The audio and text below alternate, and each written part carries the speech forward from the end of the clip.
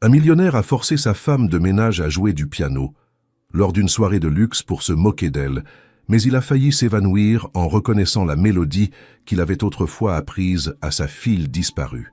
Dans les couloirs étouffés de la vaste demeure du Roc, nichée dans les hauteurs calmes de Neuilly-sur-Seine, le silence était une discipline autant qu'une nécessité. Claire le savait, elle le respectait. Petite silhouette effacée dans l'ombre des colonnes de marbre et des chandeliers de cristal, elle évoluait avec une grâce discrète, presque invisible, comme si chaque pas pouvait déranger l'ordre sacré de ce monde doré. Depuis 3 ans, elle travaillait ici, dans cette maison trop grande, auprès d'un homme trop froid et d'un personnel toujours renouvelé, jamais enraciné. Étienne Duroc, propriétaire des lieux, était l'un de ces hommes que Paris reconnaît sans jamais saluer. Il inspirait un mélange d'admiration et de crainte, un de ces millionnaires dont la fortune s'était construite sur la précision, la discipline et, disait-on, un cœur incapable de tendresse. Il parlait peu, exigeait beaucoup, et son regard suffisait à rétablir l'ordre. Claire, pourtant, n'avait jamais reçu de reproches directs. Il l'ignorait simplement, comme un meuble utile et silencieux. Ce jour-là, la maison bouillonnait d'une agitation inhabituelle. Des livreurs entraient et sortaient, les fleuristes se pressaient dans le grand salon, et les traiteurs déposaient des plateaux délicats sur les longues tables recouvertes de nappes immaculées. Une réception allait avoir lieu. Une de ces fêtes pour lesquelles les riches n'ont pas besoin d'excuses, sinon celle de se rappeler qu'ils sont entre eux. Claire préparait la verrerie ancienne avec soin, alignant les flûtes en cristal sur le buffet en chêne, lorsqu'on lui annonça que monsieur souhaitait la voir dans la salle de musique. Son cœur se serra. On ne convoquait pas Claire. On lui laissait des post-it parfois, des consignes sèches transmises par la gouvernante, mais jamais un ordre direct du maître des lieux. Elle s'essuya les mains, inspira profondément, puis se dirigea vers la pièce indiquée, la salle de musique. Celle dont elle évitait toujours le seuil, même lorsqu'elle nettoyait les salons adjacents. Parce que là se trouvait un piano à queue, noir et lustré, qu'elle n'avait pas osé effleurer depuis son arrivée. Elle poussa doucement la porte. Étienne Duroc était là, debout, bras croisés, observant les derniers ajustements d'un décorateur qui plaçait des fauteuils pour la soirée. Il se tourna vers elle avec une lenteur presque théâtrale, la jaugeant du regard comme un sculpteur évalue la matière à façonner. « Ce soir, dit-il sans émotion, il y aura de la musique, mais pas d'orchestre. Je veux quelque chose de différent, quelque chose d'humain. Toi. » Claire cligna des yeux, certaine de mal comprendre. Son regard glissa vers le piano, puis revint vers lui, incrédule. « Moi, monsieur ?» demanda-t-elle dans un souffle. « Tu sais jouer, n'est-ce pas ? Je t'ai entendu un matin quand tu croyais être seul. C'était maladroit, mais touchant. » Il souriait, mais ce sourire n'avait rien de chaleureux. C'était le rictus d'un homme qui s'amuse à déplacer des pions sur un échiquier invisible. Claire sentit ses joues brûler. Elle n'avait joué qu'une fois un dimanche tôt sans savoir que quelqu'un l'écoutait. Une mélodie sortie d'on ne sait où, familière et lointaine. « Ce n'est pas approprié, monsieur, » répondit-elle doucement. « Je ne suis pas. Ce n'est pas une question, la coupa-t-il. C'est un ordre. » Puis il tourna les talons et sortit de la pièce, la laissant seule avec le piano noir et les échos d'une musique qu'elle n'avait jamais vraiment oubliée. La soirée s'annonçait grandiose. Les invités arrivèrent par dizaines, vêtus de soie, de satin, d'arrogance et de parfums chers. Claire, en uniforme impeccable, passait entre eux comme une ombre, distribuant flûtes de champagne et amuse-bouche avec une efficacité clinique. Mais dans sa poitrine, une tempête grondait. À chaque regard croisé, à chaque éclat de rire mondain, elle sentait son souffle se raccourcir. Et puis, peu avant minuit, Étienne Duroc leva son verre. La musique de fond s'éteignit. Le brouhaha se fit murmure. Il tapa doucement sur son verre avec une cuillère, comme un chef d'orchestre invisible imposant le silence. « Mes amis, dit-il d'une voix faussement légère, ce soir, nous aurons droit à une performance unique, un moment de grâce inattendu. Permettez-moi de vous présenter Claire. » Tous les regards se tournèrent vers elle. Elle, pétrifiée, debout près de l'escalier, un plateau vide à la main, le cœur battant si fort qu'elle en avait mal aux tempes. Elle va nous jouer quelque chose, ce qu'elle veut. Un petit air de son choix. Soyons indulgents. Après tout, c'est une première. Les rires fusèrent. Des rires polis, moqueurs, curieux. Claire ne bougea pas. Le plateau glissa lentement de ses mains, rattrapé de justesse par un serveur. Étienne, implacable, pointa vers le piano. « Allons, Claire, ne fais pas attendre ton public !» Et c'est ainsi que, dans cette salle emplie de regards supérieurs, la domestique silencieuse s'approcha du piano, ses mains tremblantes à peine dissimulées sous le tissu de sa robe noire. Elle s'assit, ferma les yeux un instant, puis laissa ses doigts effleurer les touches. La première note s'éleva, claire comme une goutte de pluie dans un silence d'église. Le silence dans la salle était étrange, dense, presque irréel. Ce n'était pas le silence poli des réceptions où l'on écoute par convenance.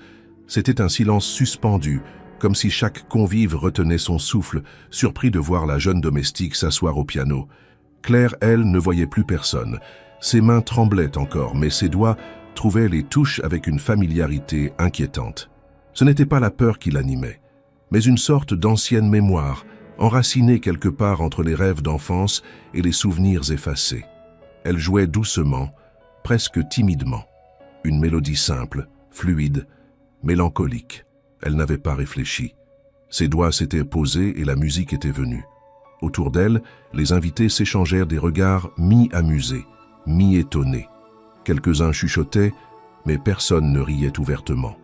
La scène avait quelque chose d'incongru, d'absurde même.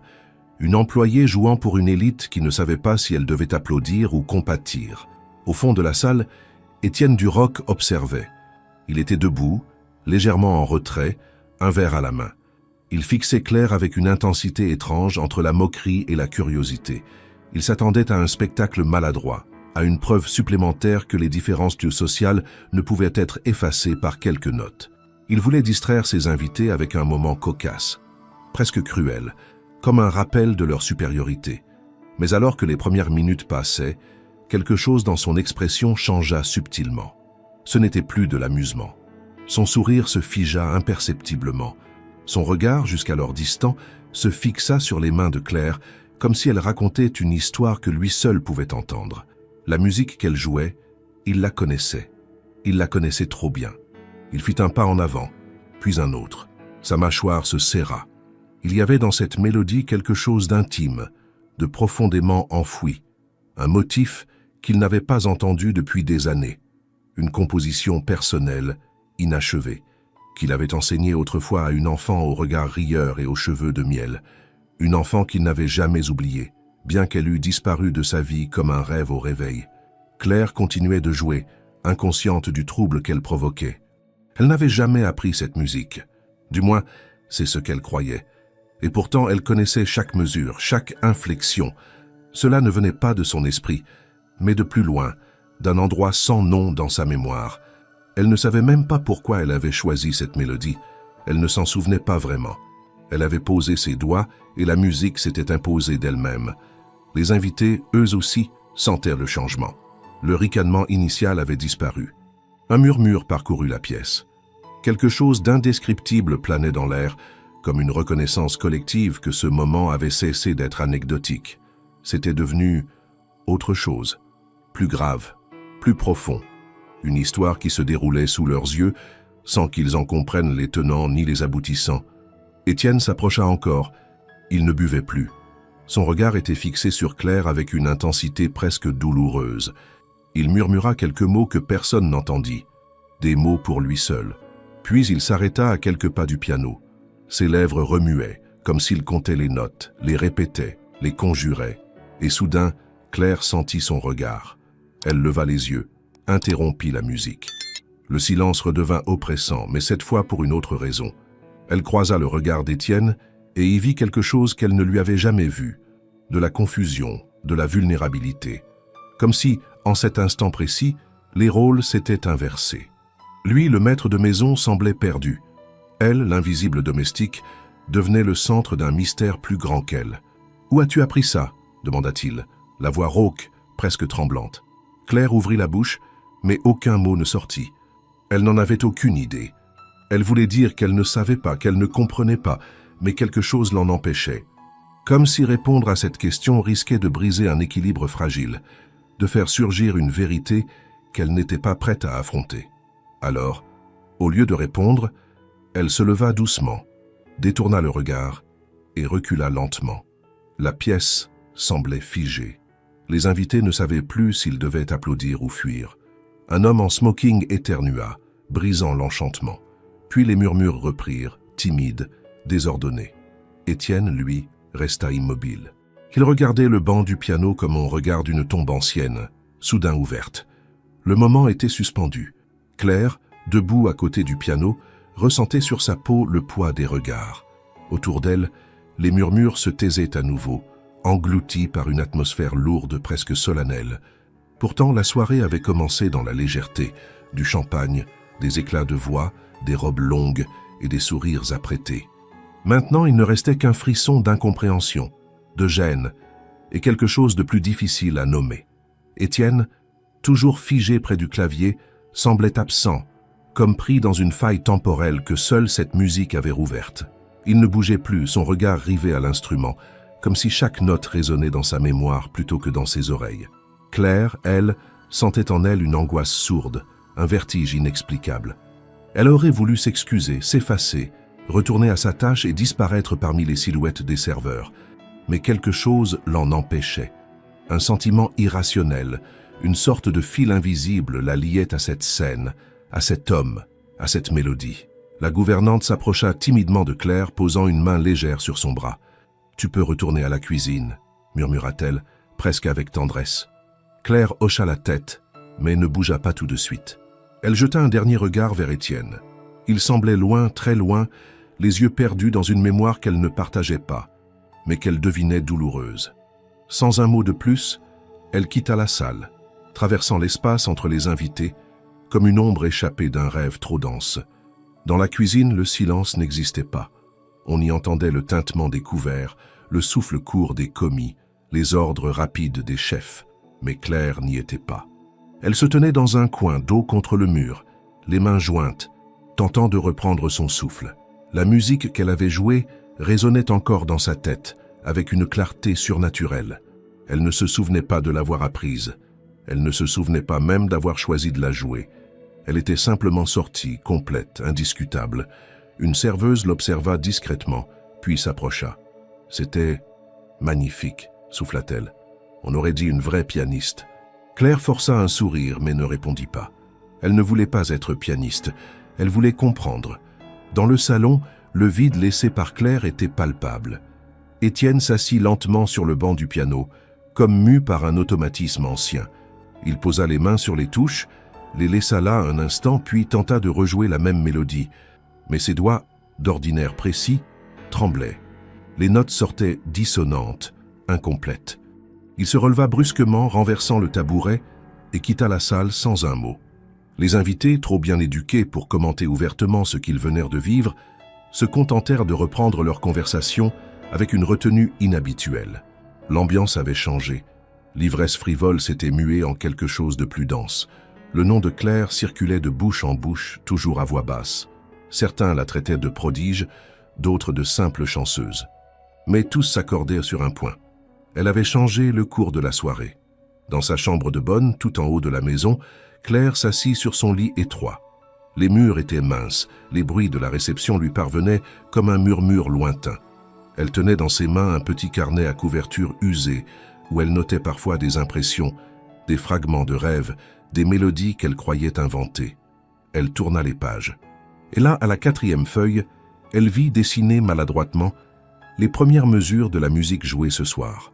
Elles étaient là depuis longtemps, mais elle ne savait plus quand elle les avait notées.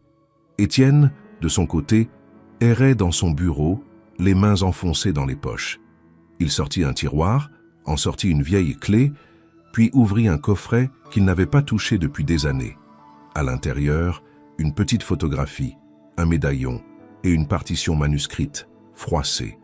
Il la déplia avec précaution. Les premières mesures étaient identiques à celles que Claire venait de jouer. Il s'assit, les yeux clos.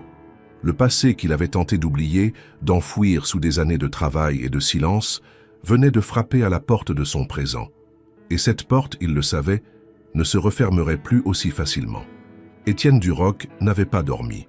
La nuit longue et figée s'était écoulée dans son bureau, éclairée par une seule lampe et alourdie par la présence obsédante de cette partition froissée. Il l'avait posée sur le bureau comme une relique, incapable de la ranger ou de la détruire. Les premières mesures, celles que Claire avait jouées devant tous ses invités, étaient les mêmes que celles qu'il avait griffonnées des années plus tôt pour Camille, sa fille. Une mélodie inachevée, leur mélodie conçue lors d'un après-midi d'été sur le vieux piano du jardin d'hiver, quand le monde semblait encore plein de promesses. Camille. Ce nom avait traversé la nuit dans son esprit, tel un fantôme réclamant justice.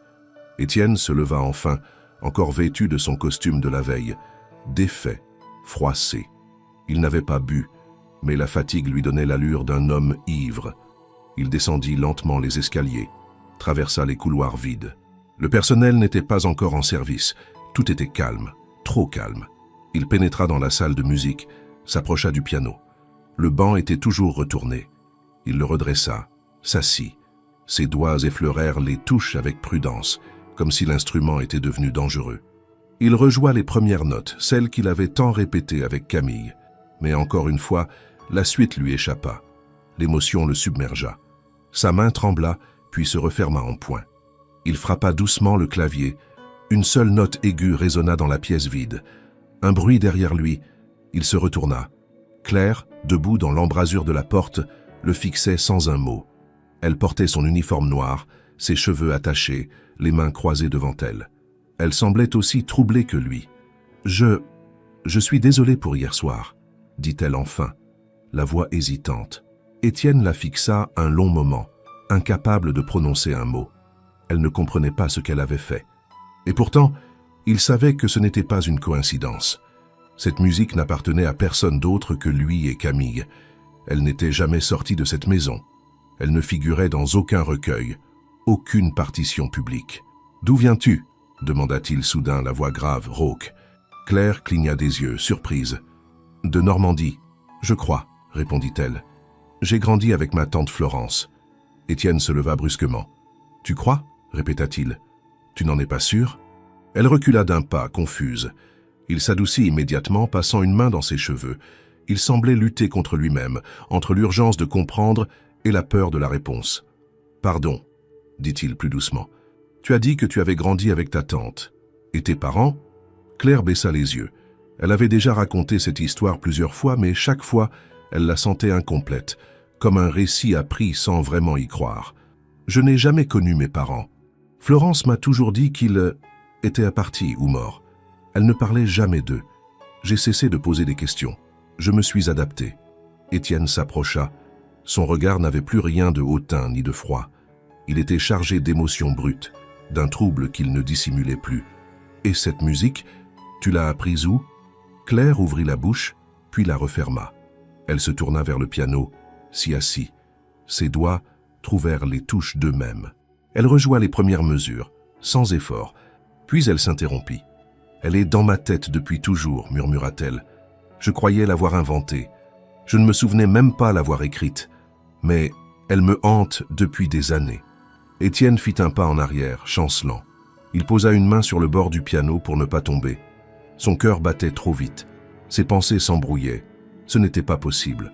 Ce ne pouvait être une coïncidence. Et pourtant, elle ne pouvait pas être Camille. Sa fille avait disparu à l'âge de 8 ans avec sa mère lors d'un voyage en Belgique. Il avait tout tenté pour les retrouver. Détective, avis de recherche, contacts diplomatiques. En vain. Il n'avait reçu qu'une lettre, une seule, griffonnée à la hâte, où la mère disait vouloir protéger Camille de son emprise. Puis plus rien. Il n'avait jamais cessé d'espérer. Il avait guetté les anniversaires, les informations, les visages inconnus dans la rue. Il avait vieilli sans elle, avec cette cicatrice béante. Et voilà qu'une domestique, un soir de fête, jouait leur musique avec une précision impossible. Étienne s'assit, les coudes sur les genoux, les mains jointes devant la bouche. Il murmurait le nom de Camille, encore et encore. Claire, confuse, l'observait, mais une part d'elle sentait au plus profond que ce désordre n'était pas sans fondement. Il y avait dans cette pièce quelque chose de familier, une mémoire silencieuse, enfouie, qui cherchait à ressurgir. Elle regarda ses mains, posées sur ses genoux. Les mêmes mains qui, la veille, avaient fait taire une salle entière. Et dans un éclair, elle vit un visage flou. Une femme aux cheveux bruns en larmes, murmurant « Ne regarde pas en arrière ». Le visage dans l'esprit de Claire ne voulait plus disparaître. Il revenait comme une ombre collée à sa rétine, à chaque clignement, à chaque silence prolongé. Une femme brune, le regard inquiet, les bras tremblants, prononçant ces mots « Ne regarde pas en arrière ». Ce n'était pas un rêve, pas une invention. C'était un souvenir. Fragile, incomplet mais indéniable. Claire restait assise au bord du lit de sa petite chambre sous les combles, incapable de penser à autre chose. Ses mains étaient moites, sa gorge sèche. Tout ce qu'elle croyait savoir sur elle-même vacillait. Au rez-de-chaussée, Étienne, lui, ne retrouvait plus son aplomb. Il errait d'une pièce à l'autre, le visage pâle, le regard fuyant.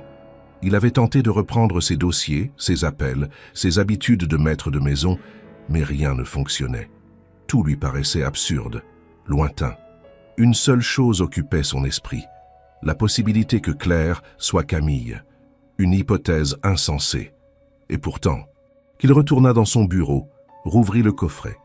La photographie qu'il tenait dans ses mains représentait Camille, âgée de 7 ans, souriant timidement, une mèche rebelle sur le front. Il la fixait depuis 1 heure, comparant sans cesse ce visage à celui de Claire. Il y avait quelque chose, le regard, la forme des yeux. Mais après tant d'années, il n'en était plus sûr. L'esprit se fabrique des preuves quand le cœur refuse l'oubli. Pendant ce temps, Claire descendait discrètement au rez-de-chaussée. Elle voulait comprendre. Une force inconnue la poussait. Ses pas la menèrent devant le bureau d'Étienne, mais elle n'osa pas frapper. Elle continua d'avancer, lentement, jusqu'à la bibliothèque. Elle se souvenait d'avoir vu des mois auparavant une photo étrange. C'était en nettoyant une étagère en hauteur où personne ne touchait jamais. Une image oubliée, glissée entre 2 vieux livres. Elle n'y avait pas prêté attention à l'époque, mais maintenant, elle chercha. Ses mains tremblaient, ses gestes étaient fébriles. Elle écarta plusieurs volumes poussiéreux, puis sentit un papier glisser. La photo tomba au sol. Elle la ramassa. Une fillette. Cheveux clairs, sourire discret, robe à fleurs. Claire sentit une douleur fulgurante dans la poitrine. C'était elle. Elle n'en doutait plus. Ou du moins, c'était ce que son instinct lui hurlait. Elle connaissait ce regard. C'était le sien. Elle resta là, figée, fixant la photo comme si elle allait lui parler. Puis elle sursauta en entendant des pas. Étienne entra dans la pièce. Le regard qu'il posa sur elle était différent. Ni autoritaire, ni distant. Il était inquiet. « Que fais-tu ici » demanda-t-il doucement. Claire, hésitante, leva la photo. « Je l'ai trouvée il y a longtemps. Je n'y avais pas prêté attention. Mais maintenant, je crois que c'est moi. » Le visage d'Étienne se figea. Il s'approcha lentement, prit la photo entre ses doigts. Il la regarda un long moment, puis regarda Claire. « Tu crois » murmura-t-il. Elle acquiesça, incapable de parler. Il ferma les yeux. Une larme coula sur sa joue. Claire recula, surprise. « Vous la connaissiez » demanda-t-elle, la voix tremblante. Il hocha la tête. « C'est ma fille, Camille. Disparue il y a 7 ans. Elle avait 8 ans. » Claire s'assit, incapable de rester debout. Tout tournait. 7 ans. Elle avait aujourd'hui 15 ans. Et elle ne se souvenait de rien avant ses 8 ans. Seulement des sensations, de la musique, des rêves flous. Florence, sa tante, ne parlait jamais de cette époque. Étienne s'agenouilla devant elle. « Si c'est vrai, alors tu es ma fille. » Le mot resta suspendu dans l'air. « Fille ». Claire sentit une vague de chaleur et de peur la traverser. Elle ne pouvait pas répondre. Pas encore. Il y avait trop d'ombre, trop d'incertitude. Mais une chose était claire, la vie qu'elle avait crue sienne ne tenait plus. Et dans le cœur d'Étienne, le mur qu'il avait bâti depuis 7 ans commençait à se fissurer. Les souvenirs affluaient. Camille dans le jardin, riant en jouant faux. Camille sur le banc du piano lui demandant de répéter la même note encore et encore. Camille endormie sur son épaule. Il avait tout enfermé pour survivre, mais la musique jouée par Claire avait tout réveillé. Ce jour-là, ni l'un ni l'autre ne put nommer ce qu'il ressentait.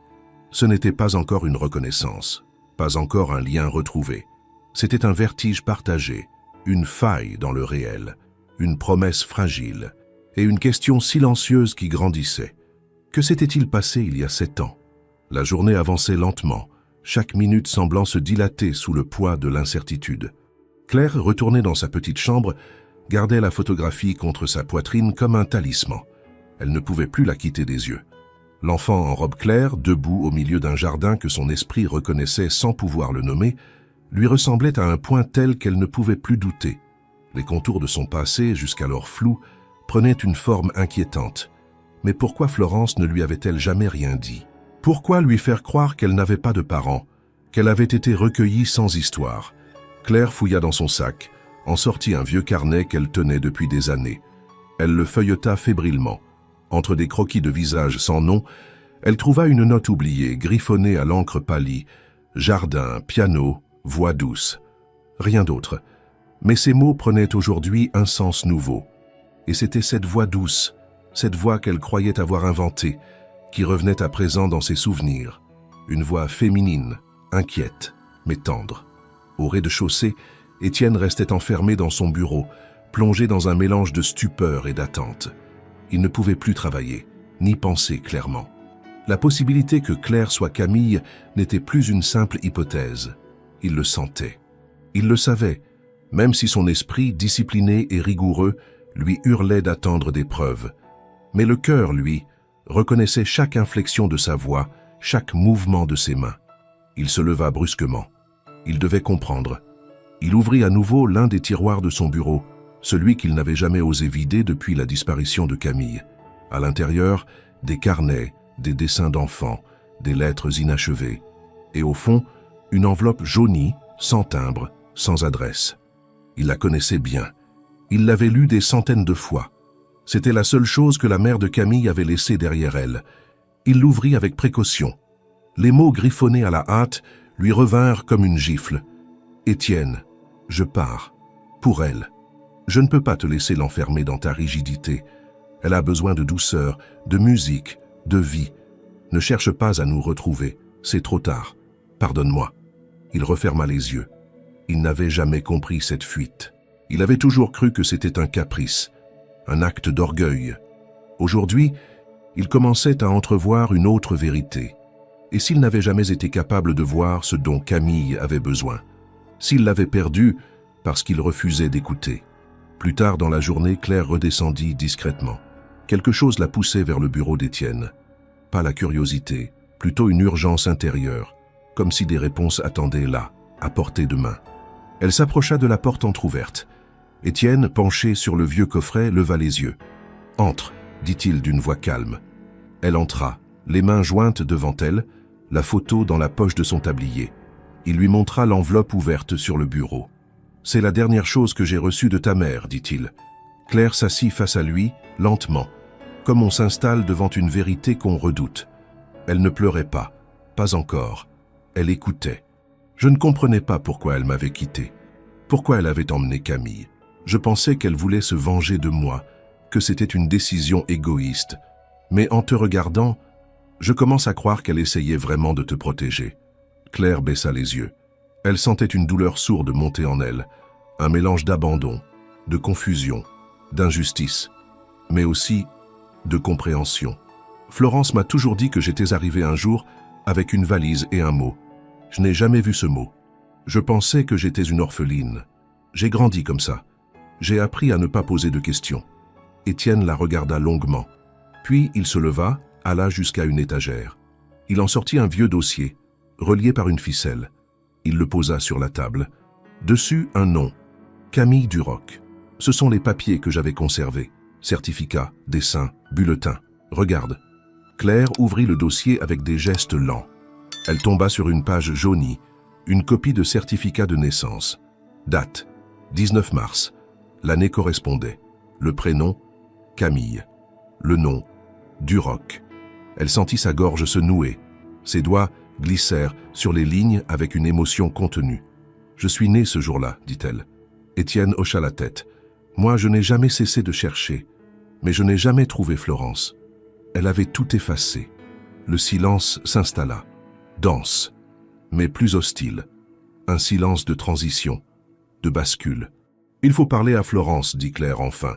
Je dois entendre sa version. » Étienne acquiesça. Il savait que cette étape serait cruciale. Il savait aussi que la vérité entière serait peut-être plus dure que tout ce qu'ils avaient imaginé.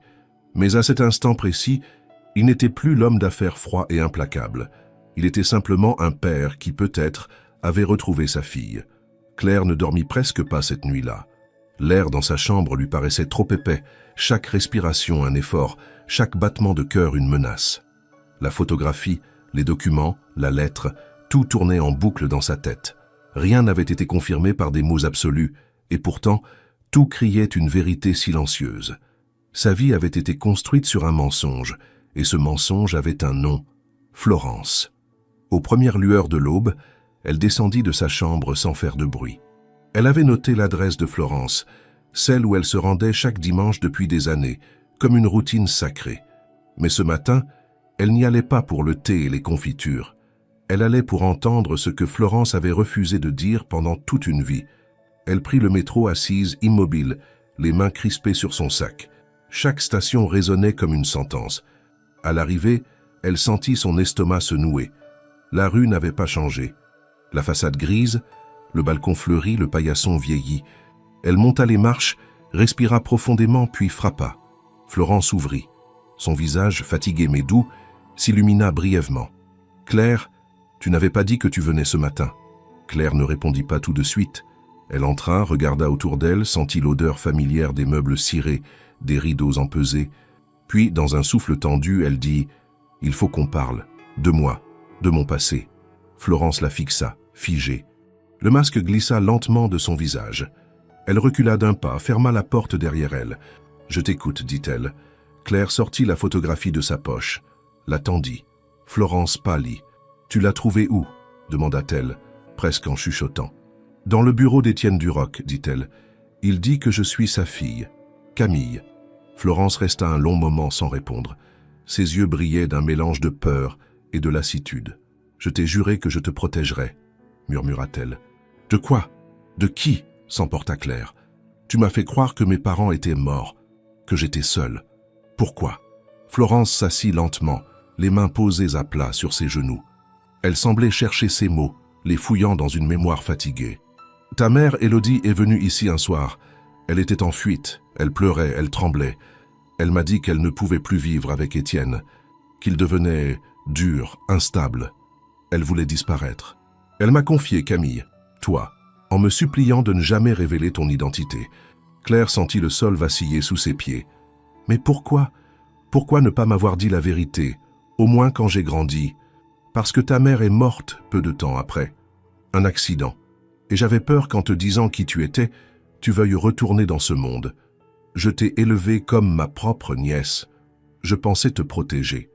Me protéger de mon propre père, dit Claire, amère. Florence secoua la tête, les yeux humides. Je ne sais plus, peut-être que j'ai eu tort, peut-être que j'ai eu peur, mais je t'aimais.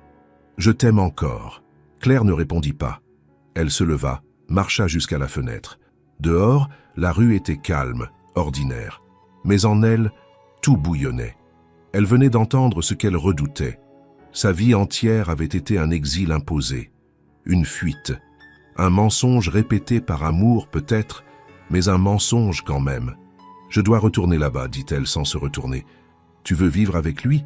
Je veux comprendre, je veux savoir qui je suis, ce que j'ai perdu, ce que vous m'avez pris, toutes les deux. » Florence, brisée, ne répondit pas.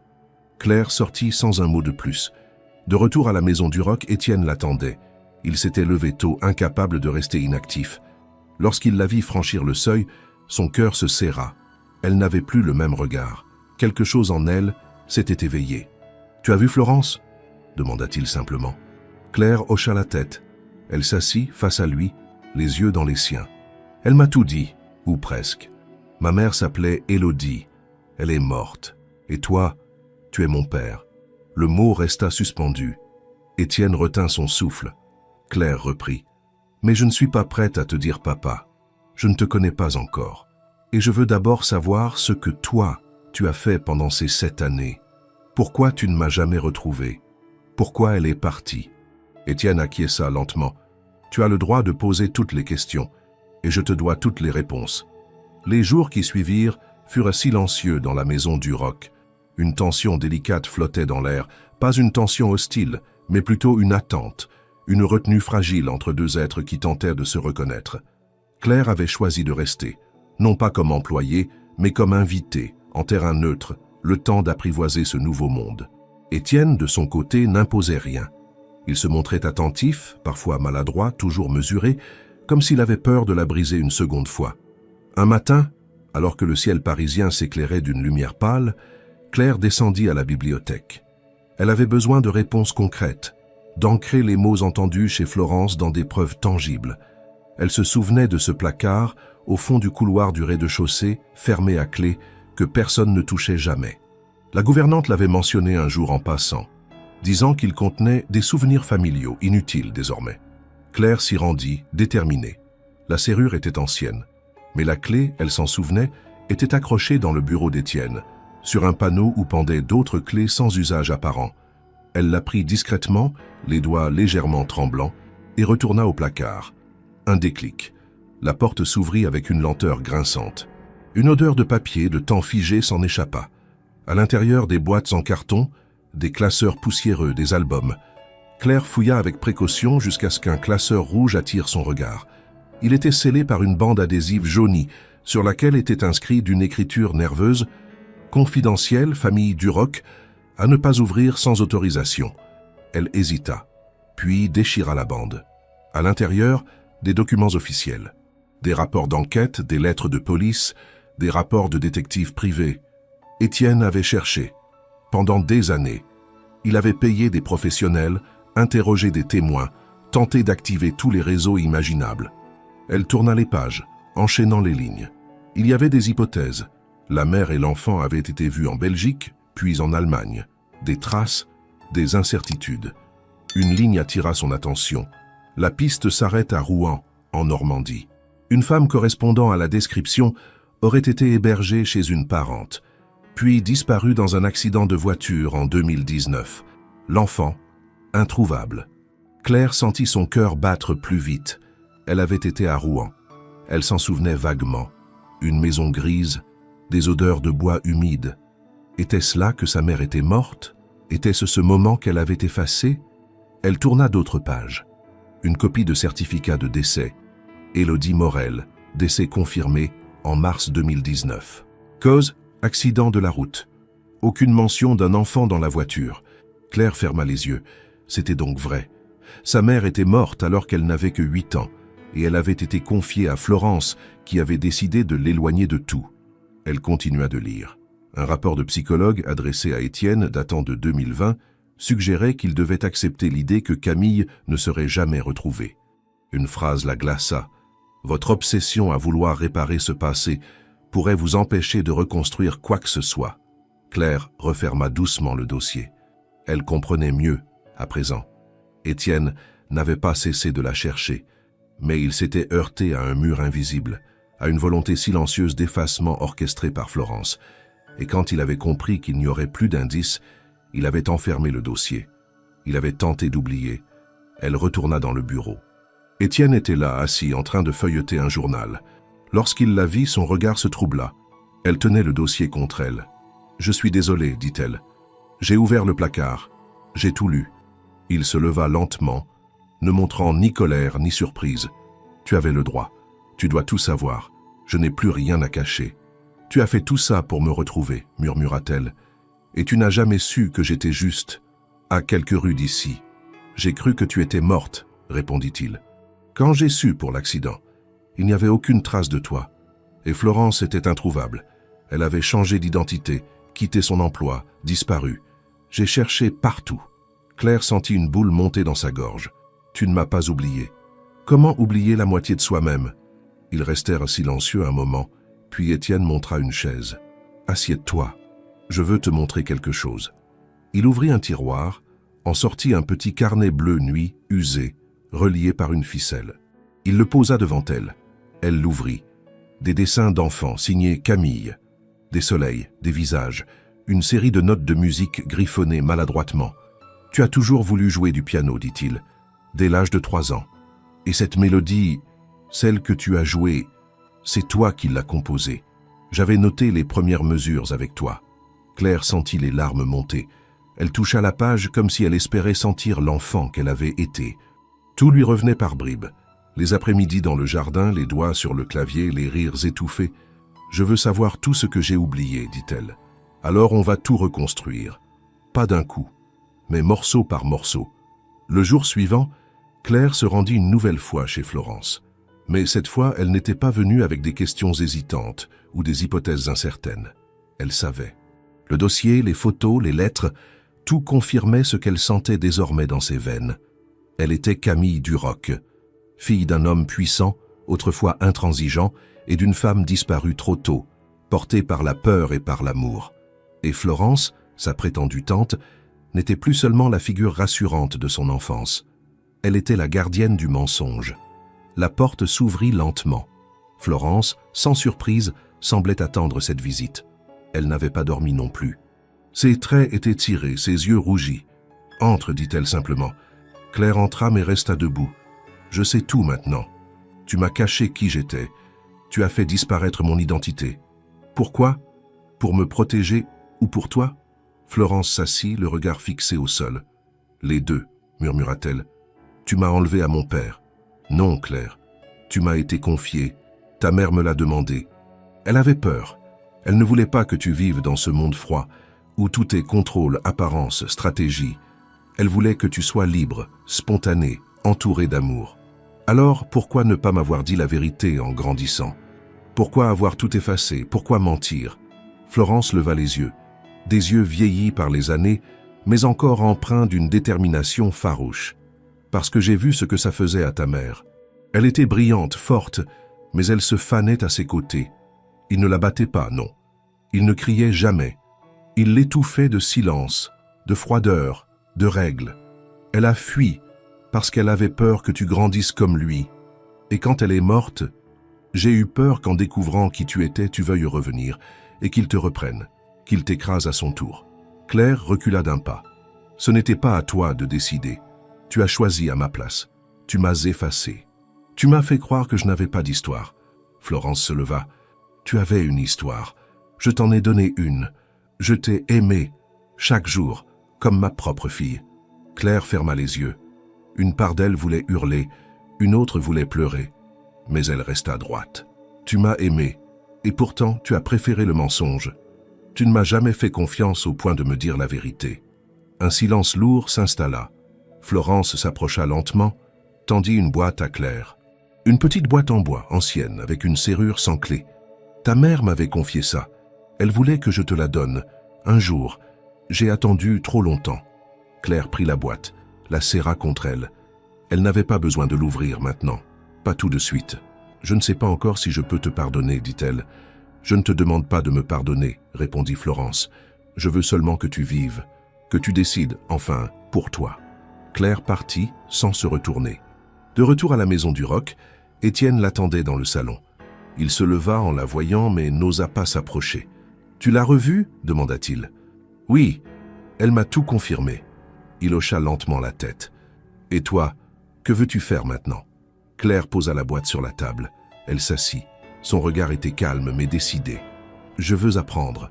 Sur toi, sur maman, sur moi. Je veux savoir qui j'étais, qui je suis, et qui je peux devenir. Et je veux qu'on le fasse lentement. Pas comme un conte de fées, comme une histoire vraie. » Étienne s'assit à son tour, ému, silencieux.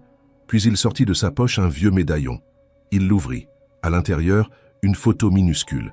Camille, enfant, avec sa mère, souriant sous un arbre. « Ta mère chantait toujours avant de dormir, dit-il. Une berceuse italienne. Tu t'endormais en chantant les dernières notes. » Claire ferma les yeux. Elle la retrouva. Une mélodie floue, oui. Des paroles incomplètes. Mais elle la connaissait. Elle la portait encore. Cette nuit-là, pour la première fois, Claire ouvrit la boîte. À l'intérieur, une lettre, écrite de la main de sa mère. « Ma Camille, si tu lis ceci, c'est que tu as grandi et que tu as survécu à mon silence. Je t'ai aimé chaque jour de ta vie. J'ai fui pour que tu ne sois pas brisée comme moi. J'espère que tu comprendras un jour que l'amour n'est pas toujours doux, mais il est sincère. N'oublie jamais la musique. Elle est ton chemin vers toi-même. » Claire pleura doucement. Pas de douleur, mais de reconnaissance. La pluie s'abattait sur les vitres de la maison Duroc avec une régularité presque rituelle. Ce jour-là, elle semblait laver les pierres anciennes du manoir, les préparant à un bouleversement que ni le passé ni le silence n'auraient pu contenir. Claire, dans la chambre d'amis qu'elle occupait depuis peu, terminait de relire la lettre de sa mère. Chaque mot l'avait blessé, mais aussi réconforté. C'était la première fois qu'Élodie lui parlait, même au-delà de la mort. Une parole offerte, un geste de vérité, enfin. Elle descendit lentement les escaliers. Étienne était dans le salon, debout près de la cheminée, les mains croisées dans le dos. Il regardait les flammes avec une fixité étrange, comme si leur danse incandescente pouvait dissoudre les années perdues. Claire entra, sans hâte. Il tourna la tête, et dans ses yeux, il n'y avait ni crainte ni domination, seulement de l'attente. « J'ai tout lu, dit-elle, et maintenant j'ai besoin d'entendre ce que toi tu n'as jamais dit. » Étienne fit un geste lent de la main, l'invitant à s'asseoir. Mais elle resta debout. « Quand maman est partie, qu'as-tu fait ?» demanda-t-elle. Il inspira profondément. « J'ai d'abord cru à une crise passagère, à une fuite.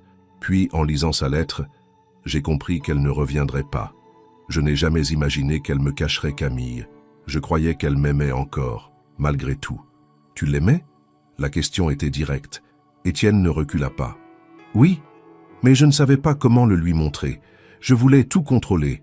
L'ordre, la sécurité, la réussite. J'ai transformé notre maison en vitrine, pas en foyer. Et je crois qu'elle s'est éteinte à petit feu. Elle souriait moins, elle jouait moins de piano. Elle chantait encore, mais comme on chante pour oublier. Claire baissa les yeux. « Et moi? Tu m'aimais, moi ?» Un silence, puis une réponse, presque brisée. « Plus que tout. Mais je te traitais comme un projet. Je voulais que tu sois parfaite, disciplinée, brillante. Je ne t'ai jamais laissé être seulement une enfant. J'ai réalisé trop tard que je t'avais perdue bien avant votre départ. » Claire sentit une chaleur lui monter au visage. Elle marchait lentement dans la pièce, regardant les tableaux, les meubles.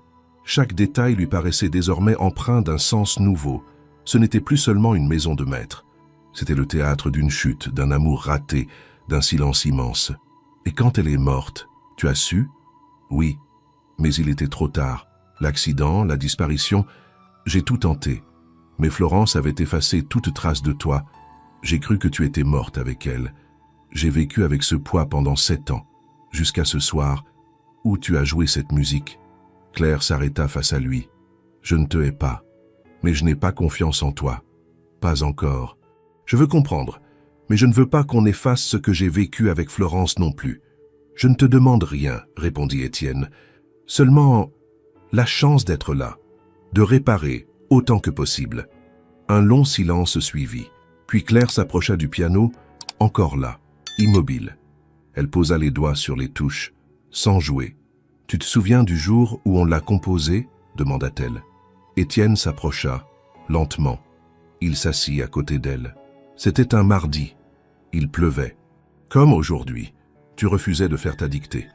Alors j'ai dit, viens, on compose quelque chose à la place. Et tu as dit, mais je ne sais pas composer. Et moi, alors on va l'inventer ensemble. Claire sourit imperceptiblement. J'ai oublié ça, mais mes doigts, eux, n'ont jamais oublié. Étienne tendit la main vers les touches. Est-ce que je peux? Elle acquiesça. Ensemble, ils jouèrent les premières mesures, lents, hésitants, mais unis dans ce fragile instant. Chaque note était une passerelle entre deux mondes, celui d'avant et celui à venir. Quand la dernière note s'évanouit dans l'air, Claire tourna la tête vers lui. On a encore beaucoup à se dire, et toute une vie pour le faire. Ce soir-là, le manoir ne semblait plus aussi froid. Les murs restaient les mêmes, les tableaux accrochés depuis des décennies, les tapis silencieux sous les pas. Mais quelque chose avait changé. Un nœud s'était défait. Une vérité avait été dite, sans phare, sans masque. Et dans ce salon aux rideaux lourds, une jeune femme retrouvait lentement sa voix. Le temps avait continué de s'écouler dans la maison du roc, mais sans l'urgence ni la tension des premiers jours. Une forme de trêve s'était installée, fragile mais réelle. Claire passait ses journées entre lectures, longues promenades et heures silencieuses au piano. Étienne, de son côté, semblait se redécouvrir à travers cette présence qu'il n'osait pas encore nommer fille, mais qu'il respectait avec une intensité nouvelle. Aucun mot n'avait été précipité, aucune promesse. Ils apprenaient à coexister, chacun reconstruisant ses repères. Un matin, au petit déjeuner, Claire posa sa tasse et regarda Étienne avec sérieux. « J'ai pris une décision. » Il releva les yeux, interrompant la lecture de son journal. Le ton qu'elle avait utilisé n'appelait ni débat ni opposition. Il attendit. « Je vais partir pour un temps. Pas fuir, pas couper les ponts, mais partir pour me retrouver seul, loin de tout ce bruit, de cette maison, de toi, de Florence, de cette histoire. Il ne dit rien tout de suite. Il posa le journal, croisa les mains devant lui. Est-ce que c'est définitif? Non, je ne sais pas encore. Mais je sens que j'ai besoin d'un espace qui ne soit pas lié à des souvenirs que je ne maîtrise pas. Un endroit neutre, où je pourrais choisir qui je suis. Tu as déjà un endroit en tête? Claire acquiesça.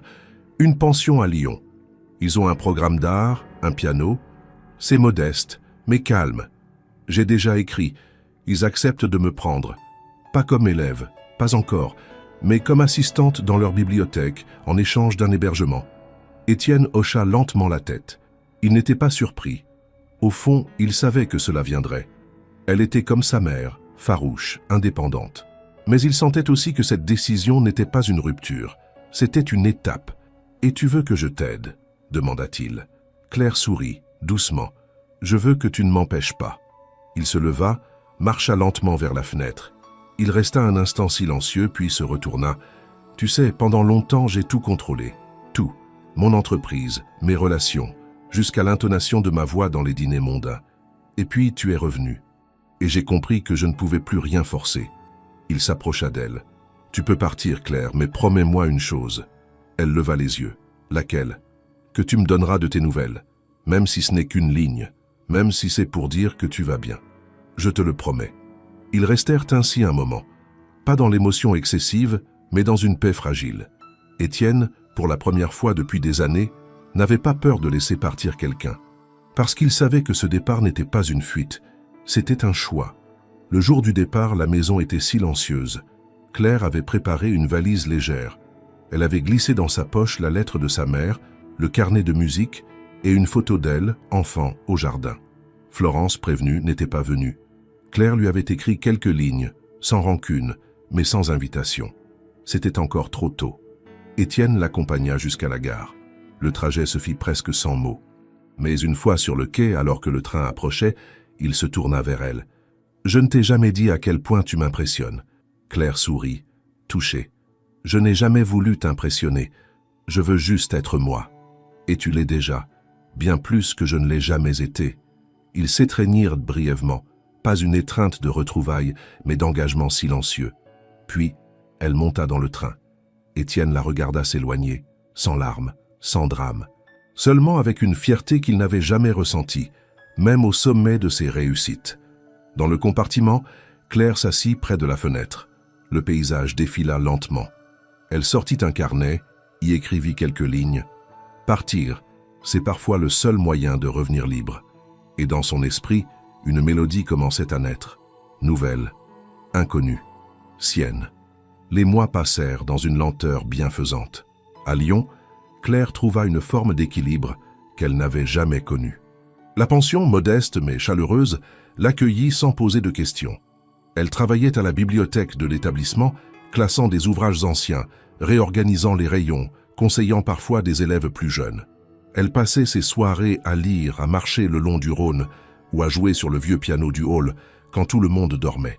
Ce piano, bancal mais sincère, était devenu son refuge. Elle n'y rejouait pas la mélodie de son enfance. Elle la laissait en paix comme un souvenir sacré. À la place, elle improvisait, elle composait. Lentement, elle traçait une nouvelle musique, plus mature, plus incertaine, mais profondément vivante. Chaque note était un pas vers elle-même. Elle écrivait à Étienne, des lettres courtes, parfois seulement 2 lignes, parfois plus longues, où elle partageait une pensée, une sensation, une mélodie.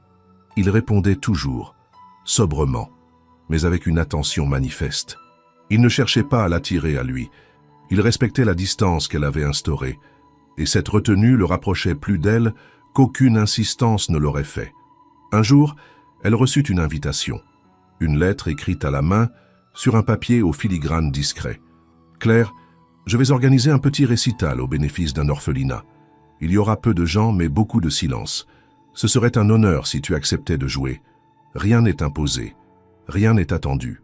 Seulement ta musique, Étienne. » Elle resta longtemps avec la lettre entre les mains, puis elle sourit. Elle n'avait pas besoin de réfléchir, la réponse était déjà en elle. Quelques semaines plus tard, dans une salle sobre du Marais, à Paris, Les chaises étaient disposées en cercle autour d'un piano noir. Pas de scène, pas de projecteur, seulement une lumière douce et une poignée de convives assis en silence. Parmi eux, quelques enfants de l'orphelinat, 2 musiciens invités, des éducateurs, et Étienne, discret au fond, les mains croisées sur les genoux. Claire entra, vêtue simplement. Elle ne portait pas d'uniforme, ni de robe luxueuse. Elle était elle-même. Elle salua en silence, s'assit au piano, respira profondément, puis elle joua. Ce n'était pas la musique de son passé, ni celle qu'elle avait rejouée à la fête. C'était une composition nouvelle, qu'elle avait bâtie note après note dans ses nuits à Lyon. Une pièce douce, mélancolique, mais pleine de lumière. Un morceau sans titre, sans revendication. Une offrande. Les premières notes s'élevèrent, timides, puis gagnèrent en assurance. La salle tout entière sembla se pencher vers elle. Même les enfants, d'ordinaire agités, restaient figés, comme hypnotisés. Étienne, lui, ferma les yeux. Il ne cherchait pas à reconnaître un thème, ni à interpréter. Il écoutait simplement, et ce qu'il entendait, c'était l'âme de sa fille. Quand la dernière note s'évanouit, il n'y eut pas d'applaudissements immédiats, seulement un silence dense, presque sacré. Puis, lentement, les mains commencèrent à se joindre. Claire se leva, inclina légèrement la tête. Ses yeux croisèrent ceux d'Étienne. Il ne souriait pas, mais son regard brillait. Après le récital, quelques personnes vinrent la féliciter. Elle répondit avec simplicité. Étienne s'approcha enfin à distance, comme s'il craignait encore de troubler quelque chose de fragile. « C'était magnifique », dit-il. « Merci », répondit-elle. « Je crois que c'était la première fois que je jouais vraiment pour moi. » Ils sortirent ensemble, dans la nuit fraîche de Paris. La ville, derrière eux, brillait doucement. Claire leva les yeux vers les étoiles. « Je vais rentrer à Lyon demain. Je ne suis pas encore prête à rester ici. »« Je comprends », murmura Étienne. Elle se tourna vers lui. « Mais je reviendrai. Pas pour être ta fille. Pas tout de suite. Mais pour continuer cette conversation que la musique a commencée. » Il acquiesça. « Je serai là, à chaque mesure. » Les saisons passèrent avec une grâce discrète. Lyon se couvrit de feuilles dorées, puis de givre, avant que les premiers bourgeons ne percent à nouveau les branches figées de la ville. Dans cette temporalité lente, Claire avait trouvé un rythme. Elle travaillait toujours à la bibliothèque de la pension, mais avait commencé à suivre des cours de musique auprès d'un professeur à la retraite, passionné et exigeant, qui ne savait rien de son histoire. Il ne voyait en elle qu'une élève déterminée, douée, parfois trop silencieuse mais profondément investie. Elle passait de longues heures au piano, non plus pour fuir, ni pour comprendre, mais pour créer. Sa musique s'était enrichie. Elle n'était ni classique ni moderne, ni légère ni sombre. Elle était sincère, et pour la première fois, elle avait décidé de la partager. Un soir de mai, dans une salle modeste mais bien tenue de la presqu'île, elle donna son premier récital public. Pas une grande salle de concert, ni une invitation mondaine, mais un moment simple, ouvert à tous. Elle joua ses compositions, parla peu, laissa les notes dire ce qu'elle ne savait pas encore formuler. Dans le public, quelques inconnus, des élèves, des curieux, mais aussi Étienne, venu seul, assis au dernier rang, comme un témoin discret. À la fin, il ne la félicita pas.